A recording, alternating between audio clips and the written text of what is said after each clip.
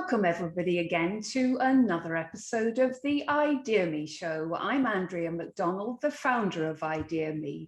IdeaXme is a global network, a podcast available in 40 countries worldwide, a mentor program and creator series. Our mission is to share knowledge of the future. It's just a matter of time before humans inhabit the moon and Mars.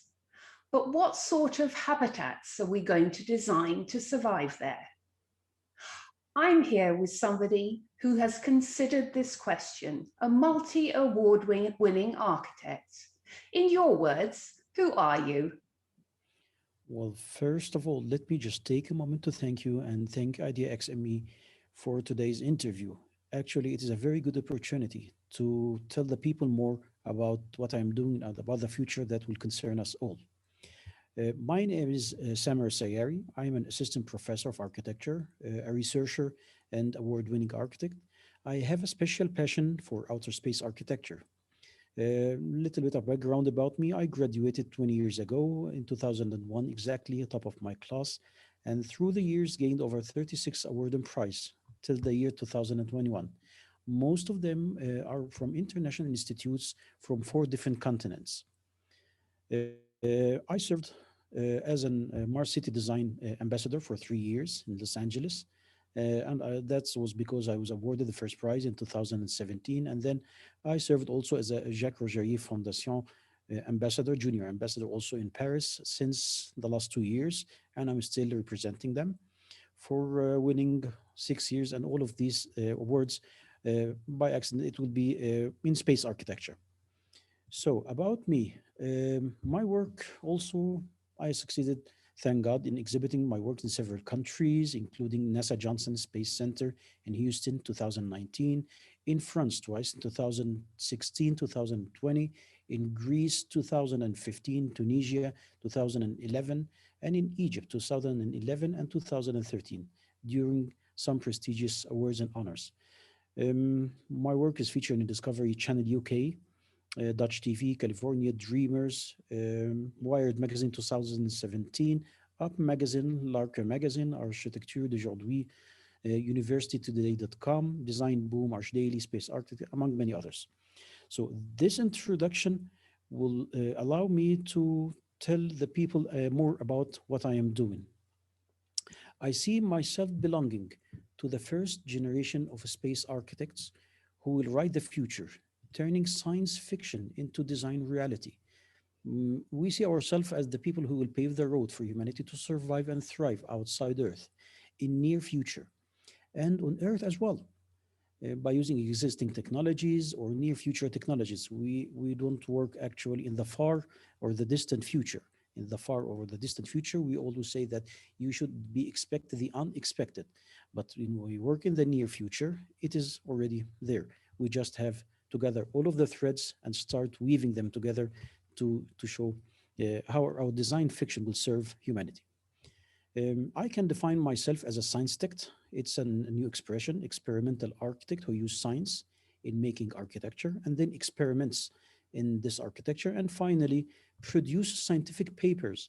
And as a byproduct of the awarded projects, just a couple of weeks ago, I succeeded in publishing in a Q1 scientific journal, solar energy journal. So that's pretty much what I'm doing. I'm working like in a closed loop circular thing, starting by reading science, producing architecture, and then experimenting this architecture, reaching new conclusions, and then writing new scientific papers. Also, I can define myself as an entrepreneur, architect, entrepreneur. I don't have a teamwork to work with unless it is in science production, but in my architecture, I have this vision. I continuously explore the relationship between the qualities of the past and endeavors of the future. I am from a place that the people use to walk in the same road that I take to the university every day for the last 5,000 years. So this means legacy. It is very important to respect the accumulated science of these people throughout the thousands of years ago. So I do believe that we are living in this era, and we have the responsibility to take all of this accumulated science and rethink them, redefine them using the cutting edge technology, what we have today and what is available today, and to anticipate what will be available in the near future. And then our also responsibility is to deliver to the future generations what we have done. We have to live, we have to leave our print today for the future generations. In developing designs for habitats in space, you, as you mentioned, have to be a futurist. It is very different to the way in which you put together a design habitat for Earth. Could you please explain to the audience the different elements that have to be taken into consideration, for example, in building a habitat for the moon? Of course. First of all, I define my work of architecture, especially in the outer space architecture, as having a holistic image about the new world system. It's not just about designing a habitat on its own. Everything is connected to everything. If I didn't study the socio-political landscape and the everyday changes in the advancements of technology, I wouldn't be able to design for moon habitats.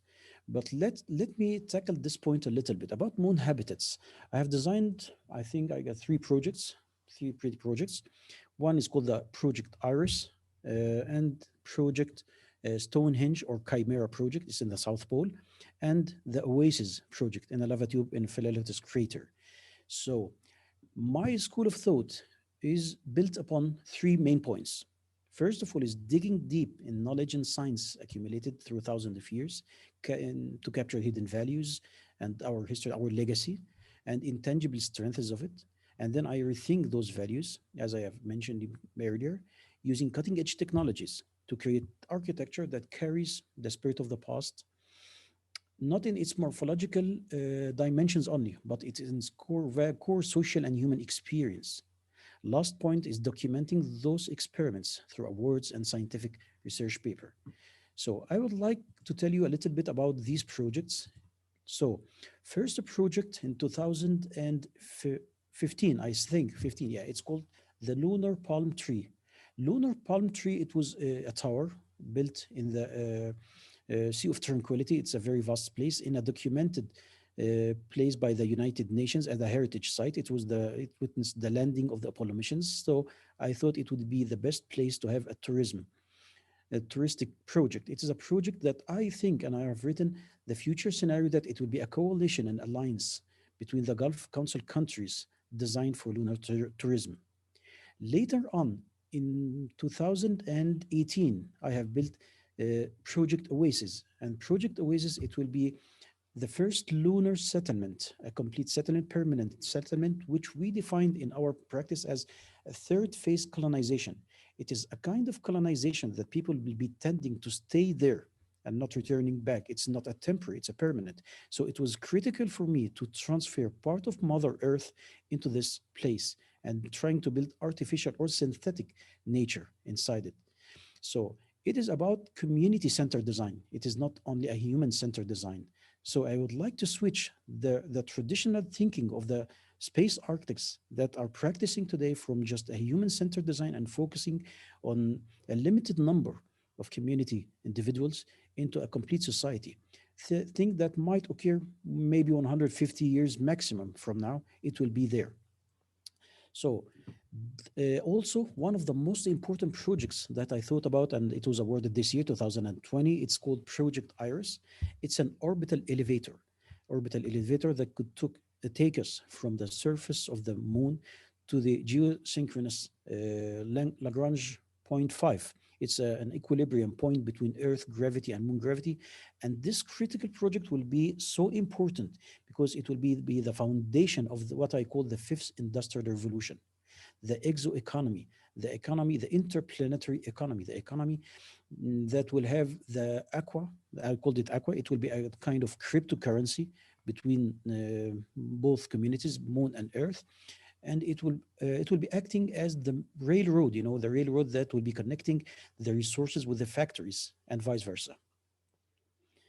So last project is the Moon Stonehenge or the Chimera, and this one is a little bit, like people used to say, crazy a little bit. But I do believe that without craziness, we couldn't find today's technology. I mean, what we have today, like the meeting through the internet, was something like magic for past maybe 100 years. It was something that could never be expected or anticipated. So Moonhenge project or Moonstonehenge project, which has another variable, which is the chimera. It is a kind of architecture that will be carrying and embedding our human DNA inside it. It will be having our genetic map inside it. It will be a kind of architecture that we have to leave our print and our story as a time capsule for the future generations, and maybe another intelligent life form that could explore this site and know more about us. We will be writing about we brought our history inside this architecture. And of course, using the parametric design and in generative technology, I used to study the behavior of the bone growth and start making structures mimicking the same process in a lateral thinking process, biomimicry, and so. Can you take us through the different things that you have had to consider, looking at how are people going to sustain themselves? How are they going to get water? How are they going to source food? What sort of energy are they going to use? And so on and so forth. To take it back to survival, what are the things that you have addressed in your design that deal initially with actually being able to survive on the moon? Well, let me take your question and one point and one step at a step. First of all, about energy. By coincidence, I teach history of architecture, and I do believe that the beginnings are always the similar. They are all similar. Millions of years ago, when the human settlements started, the two main, most important and critical issues was energy and water. If we have water, we can drink, we can plant, we can have animals, we can have all kind of flora and fauna that we need to start a settlement. And the same goes for the energy. In 2015, when just NASA announced that they found frozen water beneath the surface of the moon, so that was really the sign that we should be start writing our design fiction and making our architecture and writing the future. For the energy, I also believe in diversification of energy sources. So I use mainly four kinds of energy power sources. First one is the solar satellites. And I do believe it is very important to connect Earth and Moon with a set of satellites. It will be making a data link. It will be the data package linking between Earth and Moon in real time, enabling the VR control. It will be also important to beam back energy collected from the sun rays, and beaming it to different colonies, even inside a lunar cave. So that would be my first power source. My second power source will be the mobile small-sized nuclear reactors, similar to those used in the submarines of today or the icebreakers.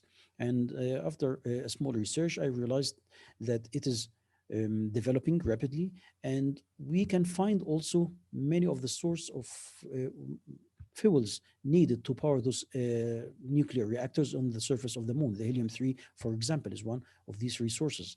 So that will be the second source of energy. And the third source of energy is using what I say low-cost energy generating system, like the piezoelectric floor tiling. Piezoelectric floor tiling is important for my designs because it goes two ways. It helps people and motivates them to start to exercise and move inside the colony, which is crucial for their survival and for the cardiovascular system and their bone density. They have to practice sport for like 2 hours per day. And at the same time, during practicing this exercise, they are generating energy. So that will be the third part. And the fourth part, which will be, I thought I said the solar satellite, the power energy, the nuclear energy, the piezoelectric floor tiling, and yes, yeah, I think this is pretty much the main three source of powers. I'm sorry, what else did you mention in your Um, question? Food and water. Yeah, about food and water. Well, one of the most important things developed recently while we are talking are the four main ponics system: the hydroponics, the aquaponics, and the fogponics, and the aeroponics. So these four approaches in food production will be my main food production system.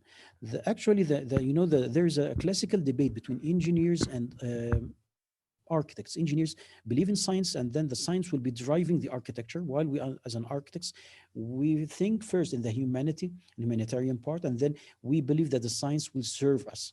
So this kind of debate, it's actually a fruitful argument. So, for me, I do believe that the life support system that will be crucial for the existence of the human communities in space will be the regenerative, maybe it will be closed loop, circular kind of food production system, but it is very important to take and transfer part of our earth, our nature, in this space. This will act as a food production system, and also our psychological part is very important for our health and maintenance. So you can't keep we have a long pattern of psychological problems caused by closed space, claustrophobic, for example, one of them, having a circadian cycle. It is also important to have 12 hours of light and 12 hours of darkness, and the light is changing, its intensity and color should be changed to maintain our mental health. So that's pretty much. I'm trying to transfer this earth, this part of nature, and then blending them with the existing technologies and engineering solutions that will be regulating, managing everything to maintain our health. Roberto Garcia, who leads the IdeaMe research group, has a question for you. He's intrigued to know what you anticipate the impact of neuroarchitecture will be on habitats in space versus Earth. Of course, you've covered a few of those certain elements of that question already, but if you could address anything further, that would be great. Yes, sure. Well, it is a very interesting, notion called neuroscience architecture.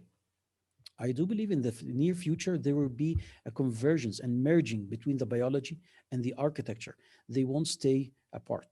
So inserting our DNA is in our construction system and in our structures is one part, but also I do also believe that it is very important that our buildings in the future will be feeling and will have emotions toward us. There is two important quotes in the architecture. One of these quotes is calling the house as a machine to live in. But the other quote on the other part of the word said, no, the house should be a living organism that really lives with you.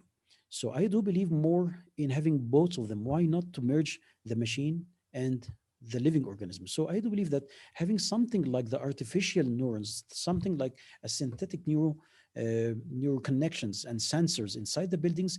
I mean, today we can just open my iPhone and talk to Siri. So, and I think in the near future, the artificial intelligence will be developed well to have as kind of emotions and to start to anticipate our emotions and our depressions, our aspirations, our dreams. So maybe one day my house could be anticipating that I'll be sad in this day. So it start to cheer me up and start making a different mood maybe, and maybe changing the colors of the paint, which I do believe it will be also changed with using digital technologies and things like that, smart kind of glass.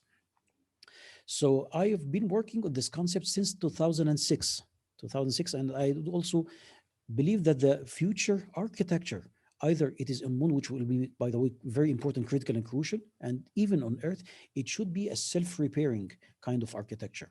And we have a start. We have already some papers that have been dealing with this kind of smart materials that have the capability and the ability to self-repair themselves. So just like any one of us, if he have an injury or cut himself, after a couple of days it start healing. I think the architecture also should be healing self, and this will guarantee its renovation for hundreds of years. There's science that can interpret that vision, but the important part is to have much more further vision to allow the scientists to work on them. Yeah, 200 years ago, Jules Verne expected that someday we will be put in a very huge metal vehicles and we will go to the deep sea. And really, to 160 years later on, I guess 160 years, we invented the submarine. Even he thought about having a cannon and putting humans in this cannon and shooting them to the moon. And in 1969, the start of the Apollo 11, we've landed on the moon. So what we are talking about today in the very advanced pace of technology, it will be tomorrow's reality. There's a space race going on between Elon Musk, who's the founder of SpaceX, and Jeff Bezos, founder of Amazon and Blue Origin. There's also this background battle going on that really is not so much in the public domain, and that relates to who owns the moon, who owns Mars. Who do you anticipate your client will be if you get a contract to actually develop one of your habitats on the moon or Well, Mars? yes, this is a very smart question. I do thank you for that question.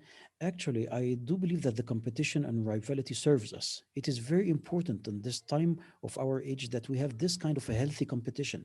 They are pushing the boundaries of our technology. For me personally, I do believe my client, uh, just in order to let the people know and let you know about my client, let me tackle my project, my future project.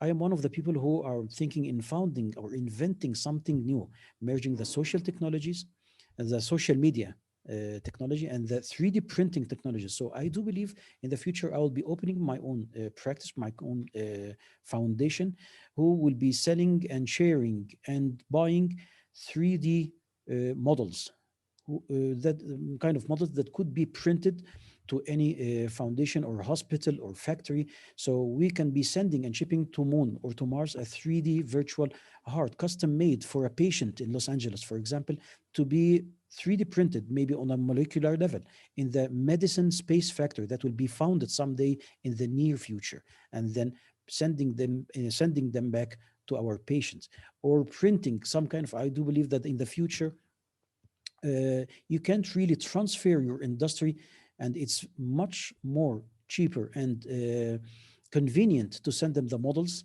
and to receive 3D scanned models from the foundings that they will be finding, and the research labs and scientific labs that will be founded on Moon and Mars to start using these findings to serve us on Earth. So there's a merging that will occur between the virtual technology, the 3D printing, the 3D scanning. Likewise, the cryptocurrency, I do believe it will thrive in the future. And I called it the aqua, by the way, because it will be connected to the reserves of water. Every nation, that the water will be the most important commodity in the future of space colonization and space missions. So it is very important also to have some kind of currency that could be transferred easily. This is the future that I do expect that it will be existing in a few years, maybe in a 20, 30 years maximum, up to 100 years. It will be almost everything that I have said. I think it will be there, out there. And at this time, I think my client will be a client on Earth, on Moon, on Mars. I don't really have any boundaries about that. But the really important part is to find something to serve humanity, to find something new, to have an original footprint to the mankind course. But but taking you back to ownership of land, who Yeah. do you anticipate? I mean, there have been a number of treaties, one of which was the United Nations Treaty. There are certain parts of society which are trying to stop any commercial ownership of planets, land on those planets, that they should be regarded as mankind's land Mm. rather than a private individual. Interested to hear your opinion of that. Should anyone own the land on those Well, planets? And if so, who do you anticipate, if you're building a habitat there, your client will be? well, let's first of all discuss a little bit about the treaty. The treaty that was founded in 1967 about no nation have the right to own any celestial body or part of the celestial body. It is a very interesting treaty that served the technology and the nations of that time. But with today's technology, with today's ambition and aspiration, we have to rethink this treaty. But my expectations is that the private sector will really take over the whole space industry, or most of the space industry. They have the resources, they have the money, and maybe in the future they might be having their own military. Even I don't really know, and I don't really here wanted to jump in a dystopian future or a utopian either. But I do expect that the private sector, which has started 10 years ago, they will develop themselves. They will be having less obstacles, less constraints, and they have all the resources, even the science. They produce their own science. And by the years, it proved that the private sector really um, won the race with NASA, and today NASA had started to use the private sector, even it's in missions. So I don't believe that someone should be really owning a part of or a land of the moon or the Mars, but on the resources, what you find you can take. This is also another part of the treaty. So moon mining or Mars mining, it will be open to all nations. It will be open to private sector, and I think this will be the future, not owning the land, but owning the resources. You have a plan to go up into space and have a look. You've applied to Dear Moon. Can you talk to us about the Dear Moon project and the application process and your hopes for being one of the 8 artists to fly in Elon Musk's rocket in 2023? Yeah, this is a very interesting step that I was really surprised by. I'm surprised with what I have done. After classes of in my university, I used to stay and look to the sky and tell my students, this is where I will be building my projects. This is the place, and I'll just point to the moon and say, this is where I live most of my time, even if it is virtually. So I had that dream that I might see, as an architect, any architect, before to start designing, even he should be visiting the site. Of course, the moon is a very, very hard site to visit. So on the logistics part, it was virtual. I merely constructed every kind of site in 3D, Shackleton crater. I have contoured it and start constructing 3D and walked through it using the VR technology. Same for the Sea of Tranquility, same for the lava, most of the lava tubes discovered till now. But really, it was interesting part. I am so far of being an astronaut. Astronaut qualifications is very hard, are very hard, sorry. But having this opportunity, I think it will open the door. Even if I didn't win and being screened at the first screen, I don't know, but it will be a good step, and it is important. I have the responsibility to apply in this application. And by the way, the Dear Moon is opened to the public. Anyone can apply for it. But the real important question, does anyone have the courage to continue in the application if he is selected? Yeah, that's the important question. Can you talk to us about the application process? What sort of information did you have to supply? What was the process? Well, the process, it's a multi-stage process. First of all, you have to get introduce yourself to the organizers of this, I might say, competition. So you have just to put your name, phone, and address, and everything, and there will be an initial screening process. And they really didn't reveal much about it, but from my knowledge about astronaut selections, they should be really sure that you have the guts, that's it, to and the courage to proceed in it, and you have the qualifications. I do believe that the selected candidate should be having two main elements: enough science about STEM, maybe a master degree even or a PhD, and a high fitness, a high physical fitness. These are the most two important crucial parts before having the essential training for the moon mission. The moon mission is not like any ordinary mission. I think the all of the crew, the 8 individuals that would be selected, will be also acting uh, as a members in the organization, the running and the process of the mission itself, not just as a tourists or as a guests. So the initial screening will be made, and after the initial screening, there will be an interview, and last thing, it will be the medical checkups up to what I have read on their website. So I would like really to proceed in this mission, and I'm willing to do whatever it takes to be done. So the application so far, you obviously give your name. Did you have to upload any of your work? Did you have to write a summary of why you want to go there, what you would get out of the experience? Or is it just registering? The first thing is to register. I think in the initial screening, I have to do all of this. They have to really to know more about me and my background and everything. You know, the architecture, it is the crossroads of science and art. And that is the main point of power that I do believe I have. And it's run by a Japanese billionaire who has an incredible art collection. And he wants the impressions that artists bring back from that experience to impact the whole of mankind through the work that the artists create. Is that true? Yes, this is true. Actually, the art didn't have really the good opportunity in the race of science, you know, since the 1969, the first Apollo mission, and there will only be science. But I think art is also important. I mean, if you just study the history, you'll find art was very important in documenting all of the heritage, most of the heritage done by the Europeans in the Middle Ages and the early modern age. Some people would find that art is a frivolous topic. No, art is important. For example, let me just have an example. In this pandemic lockdown that we have been, without art, we couldn't really survive. Without opening and watching a movie or hearing a music or even painting a paint, we couldn't really stand the long periods of the lockdown and the quarantine that we have been experiencing.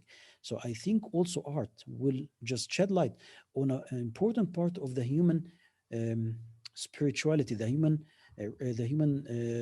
aspiration, the human ambition. It is the half of the story. The science is the half, and the art is the half. The scientist can really define the scientific facts by writing equations, but the artist also should having the enough feelings and emotions toward any kind of new fact, especially if it is an abstract fact or data like on moon. So it is a very important part, and I do believe it is important in our realization and conception about the outer space. There are a number of astronaut artists, most famous of which is Nicole Stott. She's a veteran NASA astronaut now and a space artist and involved in many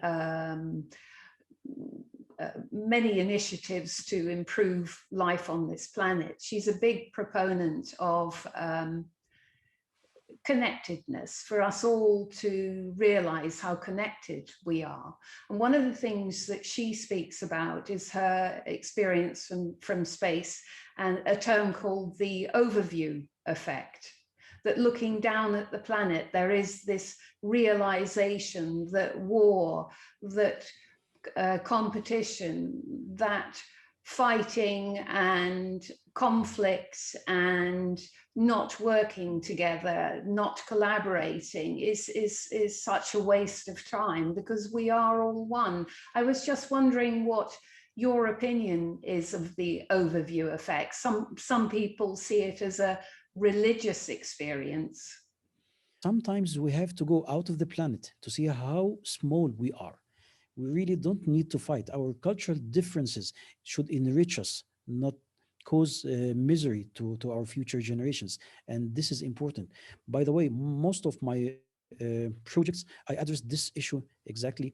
How can we fuse, or how can we melt our cultural differences and use it as a cultural diversity that enrich us in using some geometries and some spaces that make the people think as one nation, one destiny, one common future. And this is the most important part. Yes, I do believe the overview effect.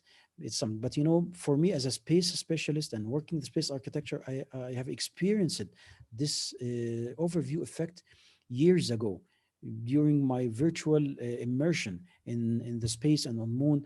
And yes, I know how small we are. We don't really need to do, but Someday, when it's a human nature having conflicts. It's a human since the first human being stepping on earth till now. It's really we can't really fight our nature.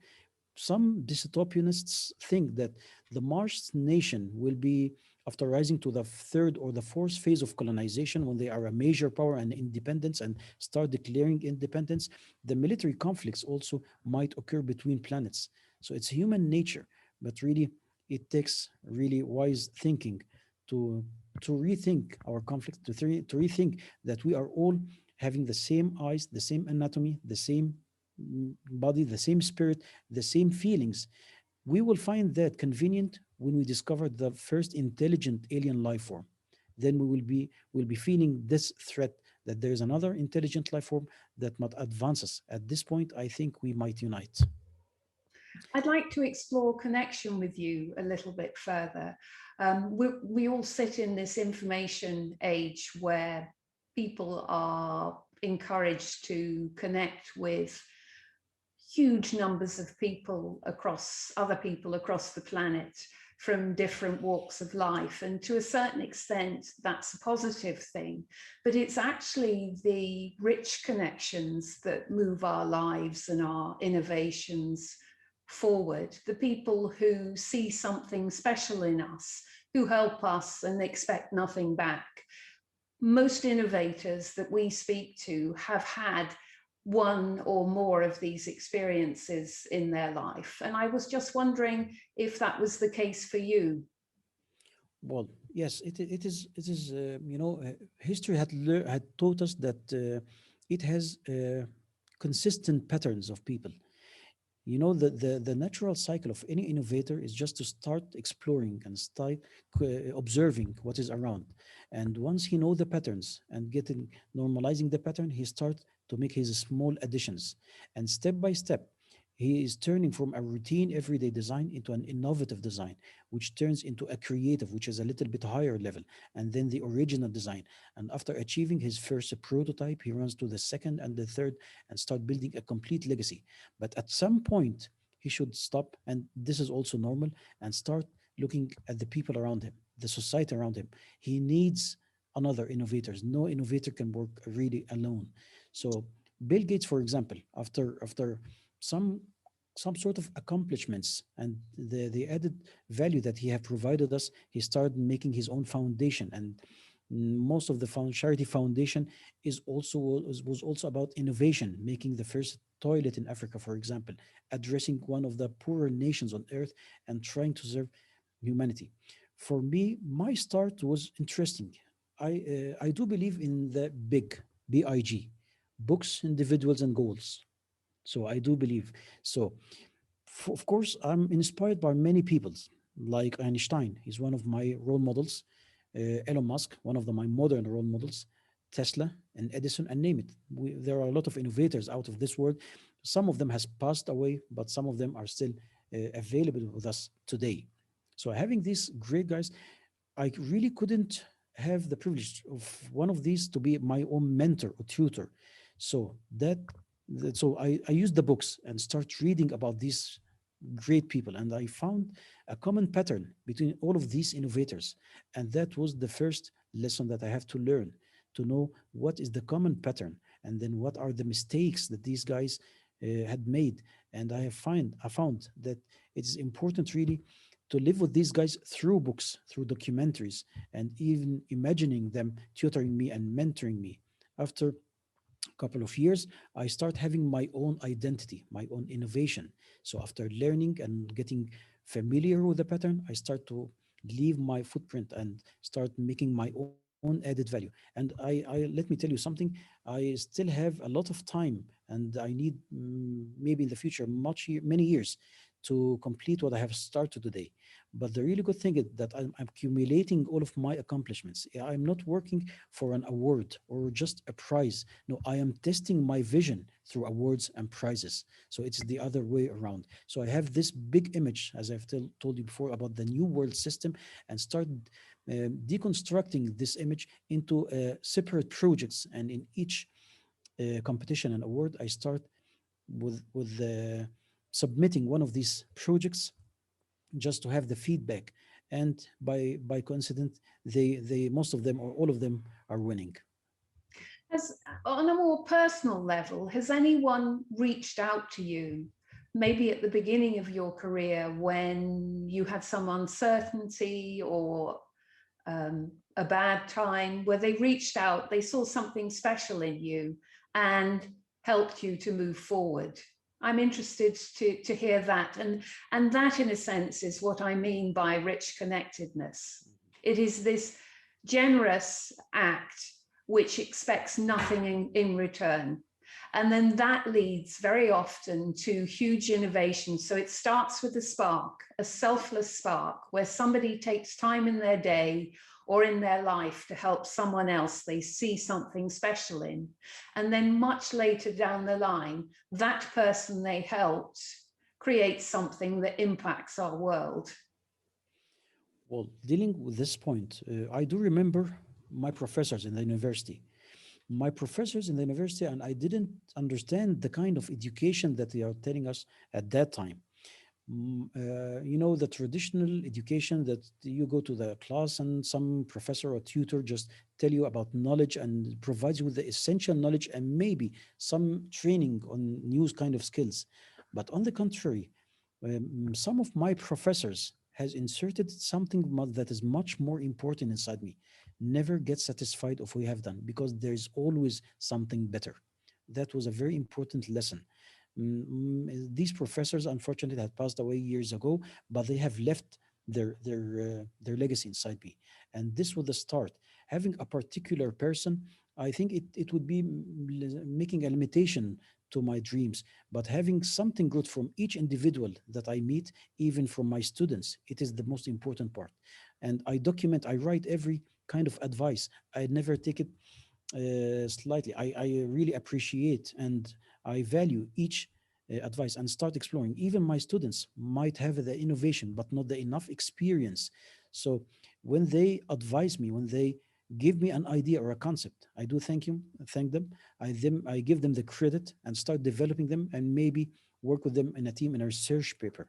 So it's like carrying a bag, and the journey is so long, and you start picking a flower from each garden that you meet on your journey. If you could meet anybody in the world, who would it be? Possibly somebody to move your career even further forward, or not connected to your career at all? Yes. Well, answering this question might sound a little bit crazy, but always remember that the crazy people are the only people are capable of changing really our lives. So, who I would die to meet is my future version. My future version. How am I gonna look like? What am I'm going to contribute to this career in maybe 20 years up to now?